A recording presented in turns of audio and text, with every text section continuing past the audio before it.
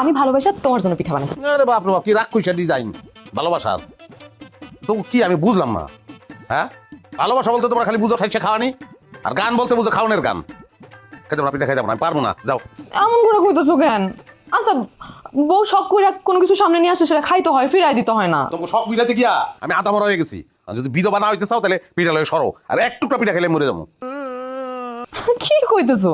এক টুকরা পিঠা খাইলে বলে মরে যাবো? এরকম আজগুবি কথা কই পাইছো তুমি? বেশি না, 5টা পিঠা খাও, তাতেই আমি খুশি। না ভাইরে, এত ভালোবাসা যদি প্রকাশ করতে হয় তাহলে আমার ফুলাই না দাও, আমার মানি ব্যাগ দাও, আমার ঘড়ি দাও, অন্য কোনো উপহার দাও। খাওন আল্লাহ রস্তে মাপ চাই, খাওন সামনে দিয়ে না, বমি হইতাছে। আচ্ছা ঠিক আছে, তুমি খাও না, তাহলে চলো বাইরে চলো। বয়াতি বাইরে বসে গান গাইতেছে, তোমার জন্য গান গাইতেছে বয়াত। আমার গান দূর থেকে শুনতে খুব ভালো লাগে, কাছ থেকে শুনতে ইচ্ছা করে না। পিঠা লয়ে যাও, আর পিঠা বয় তুলে দাও। ওই জায়গায় কইতাছে মনটা আমার পিঠা খাইতে চায়, ওই খাওয়াও দাও। তুমি পিঠা খাইবা না? বেশি জোরাজুরি যদি করো এই রাইতে স্ট্রেট রাইতে চলে যাবো, কিন্তু বাচ্চা চলে যাবো। এইরকম বেরসিক পুরুষ মানুষ আমি আর জীবনেও দেখি নাই। মানে আমার কোনো কষ্টের মূল্য নাই তোমার কাছে, কোনো 5টা না 3টা পিঠা খাও এখান থেকে। আর রাত্রি যে দিব না,